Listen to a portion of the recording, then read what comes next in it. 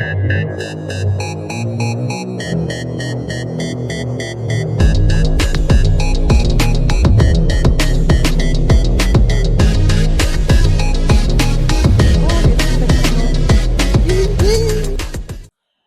tout le monde, moi c'est Léana, je suis EPI ambassadeur 2026 et dans 4 jours je pars en Thaïlande. Voilà, tout simplement.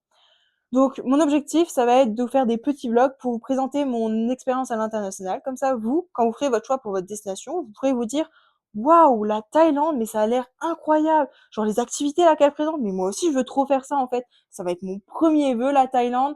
Ou soit pas du tout. Peut-être qu'au contraire, vous allez vous dire ah ouais, la Thaïlande, ah ouais, non, non, non, non, non, non, non, ça va pas le faire, ça me correspond pas. 40 degrés, non mais puis quoi encore? Moi je vais aller en Finlande, je vais aller voir les reines du Père Noël et ça sera tout aussi bien.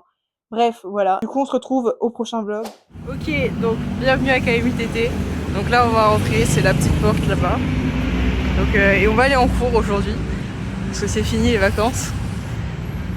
Et donc on va se diriger vers le bâtiment d'ingénieurs en informatique parce que bah, nous on est des ingénieurs en informatique.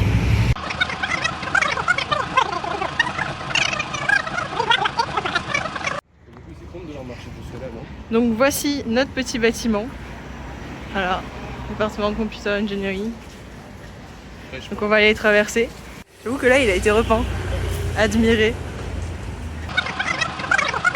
On fait une petite pause remplissage de gourdes et après on va aller prendre les ascenseurs qui sont là-bas. Et notre étage c'est le 11e. Donc ben on va appeler les ascenseurs. Hein. Hop là. Ok, donc là ben, on va aller dans notre petite salle. Nous on a cours ici.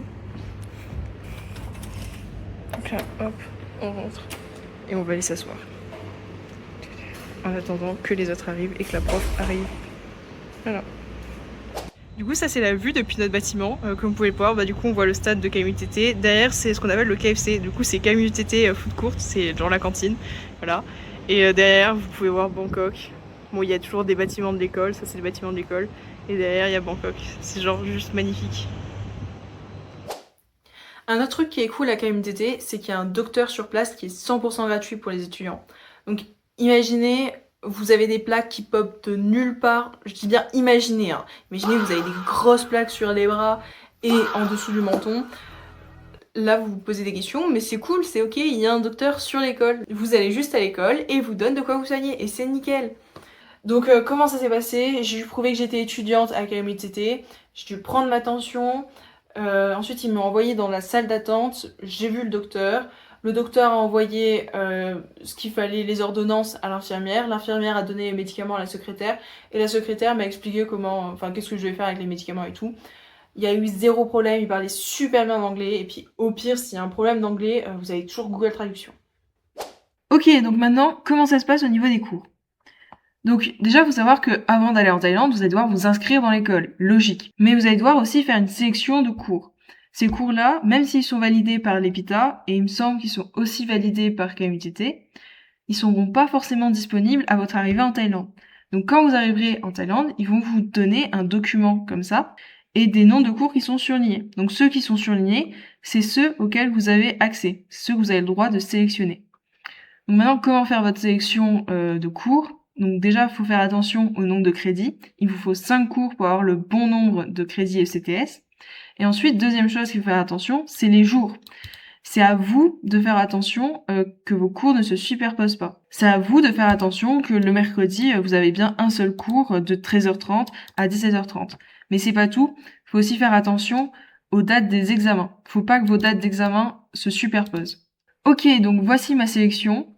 Alors ce cours, il n'était pas présent dans les documents, mais en fait ce qui s'est passé, c'est qu'au début on avait sélectionné 5 cours CPE, 5 cours techniques, pour pouvoir avoir le bon nombre de crédits CTS. Sauf que KMITT nous a dit, oula, 5 cours techniques, ça va être beaucoup trop difficile, vous n'allez pas y arriver, ça va vous demander beaucoup trop d'investissement. Et vous n'avez pas besoin d'autant de cours pour valider votre semestre en Thaïlande. Nous, du coup, on leur a expliqué que pour valider notre semestre en France, on avait besoin absolument de 5 cours. Du coup, ils nous ont gentiment proposé ce cours, un cours d'éthique qui était plus léger pour qu'on puisse valider notre semestre en France. Ce qui est bien aussi avec KMITT, c'est que si vous êtes motivé, que vous avez envie de travailler tout votre semestre, vous avez la possibilité d'apprendre plein de choses. Et au contraire, si vous avez envie de travailler, certes, mais que vous êtes là pour découvrir la Thaïlande, découvrir la culture, faire des expériences sociales, c'est totalement possible. Vous pouvez très bien faire vos devoirs de manière rapide, sans trop vous prendre la tête, tout en validant, même s'il faut quand même bosser pour les projets et les examens. Donc les projets, c'est en fin d'année, et là, ça va vous demander quand même pas mal d'investissement.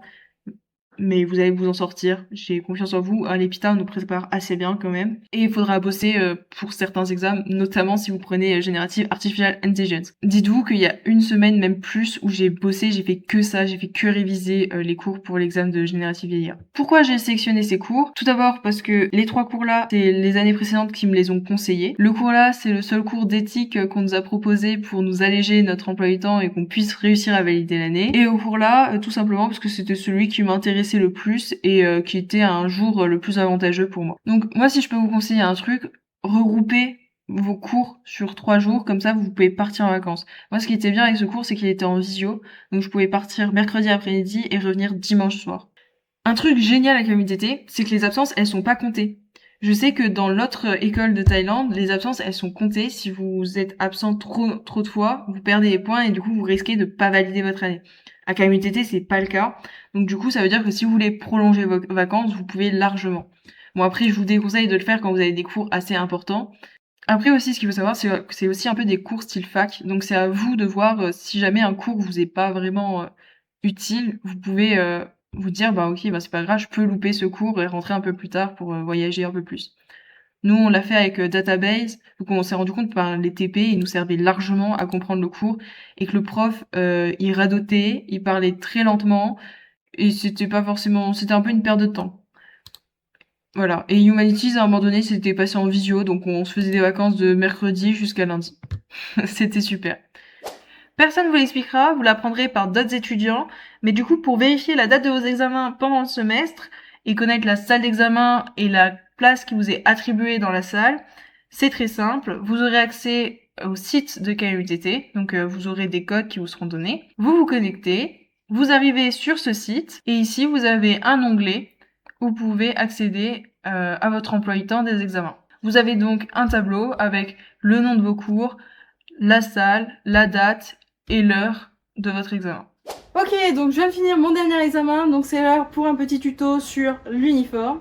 Donc déjà rassurez-vous, l'uniforme n'est pas porté tous les jours, c'est uniquement pour les périodes d'examen, c'est vraiment juste pour pouvoir rentrer dans la salle. Si vous n'avez pas l'uniforme, c'est ciao, vous rentrez pas.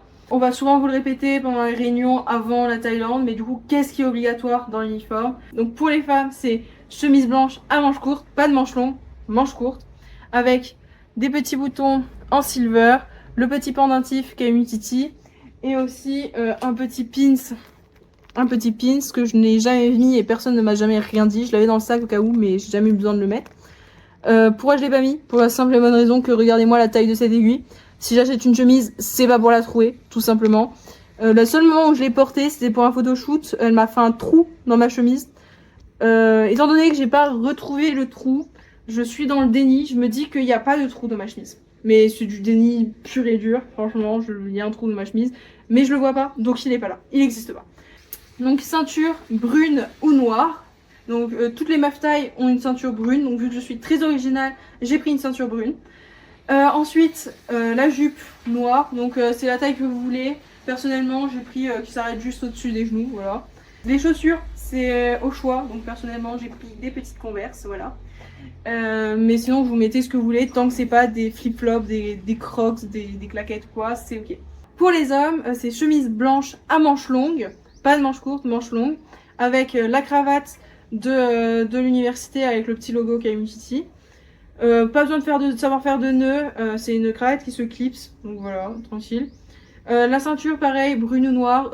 Tous les mecs taille, ils ont une ceinture noire, donc voilà. Pour le bas, c'est pantalon noir, et pour les chaussures, pareil, c'est au choix.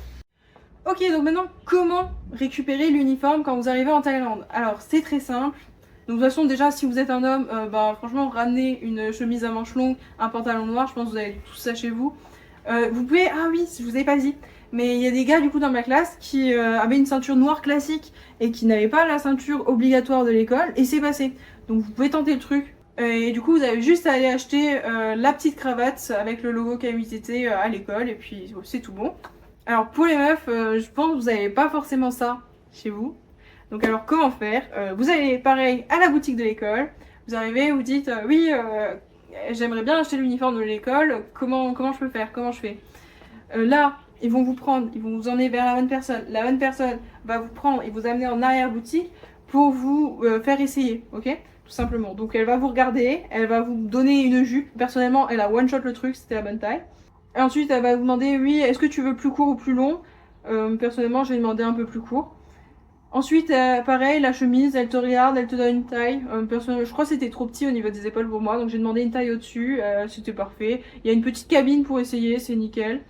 Ensuite, elle prend ta jupe, ta chemise, elle t'emmène avec toi prendre tes boutons, elle te prend tout. Vraiment, elle s'occupe de toi. Ils s'occupent de toi. Vraiment.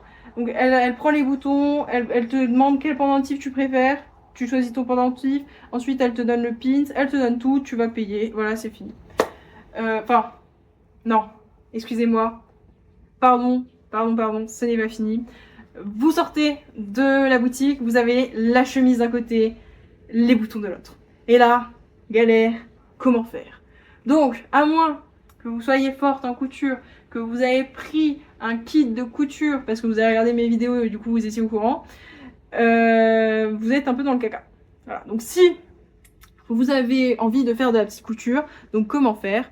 Attention, petit striptease. Donc, alors, c'est très simple. Vous arrachez tous les boutons, ok? Bon, arracher, c'est un grand mot. Hein. Moi, j'ai pas les termes de couture, hein, mais voilà. Donc, vous enlevez les boutons de base. Vous faites un trou plus gros pour pouvoir passer le bouton là. Ensuite, vous passez l'anneau pour pas que le bouton y ressorte. Donc, le petit anneau dans le trou. Voilà. Donc, maintenant, vous voyez bien que bon, le diamètre du rond est un peu élevé par rapport au trou de chemise habituel. Donc, maintenant, sur votre trou de chemise, vous allez couper un peu en haut et couper un peu en dessous, ok? Mais attention, pas trop, parce que sinon, vous avez plus de chemise en fait après. Si vous n'avez pas de kit de couture, vous pouvez tout simplement trouver quelqu'un pour le faire pour vous. Elisa, elle avait réussi à trouver quelqu'un, elle s'était baladée dans la rue de Cosmo. Elle a vu une madame qui faisait de la couture avec une machine et tout, ça avait l'air d'être un atelier de couture. Donc elle a demandé très gentiment, oui madame, j'ai un problème, j'ai ma chemise et mes boutons de l'autre côté, j'ai rien pour les assembler, est-ce que vous pouvez m'aider? Du coup la madame, très gentille, un amour, vraiment je l'aime, merci. Elle nous a aidés, elle nous a fait notre chemise, on a fait notre chemise avec elle et voilà, du coup tout s'est bien passé. Et voilà, donc une fois que vous avez fait ça, vous avez votre uniforme. Après, petite technique, l'étiquette, ne me demandez pas pourquoi. L'étiquette de la jupe est à l'extérieur de la jupe. Donc personnellement, je mets l'étiquette devant, vu que de toute façon dans une jupe, il n'y a pas de devant et de derrière. Enfin, dans ces jupes, il n'y a pas de devant et de derrière. Donc je mets devant, comme ça je peux cacher en dessous de la ceinture et de temps en temps je vérifie que c'est toujours bien caché parce que j'aime pas les étiquettes, c'est logique, personne n'aime les étiquettes. Ne me demandez pas pourquoi ils ont pas mis l'étiquette à l'intérieur de la jupe, je ne sais pas, ok? Mais elle est bel et bien à l'extérieur, vraiment, moi au début j'étais en mode, je comprends pas, pourquoi? Mais du coup voilà, petite astuce, c'est cadeau. Voilà, c'est tout pour cette vidéo, j'espère que ça vous aura servi, à plus.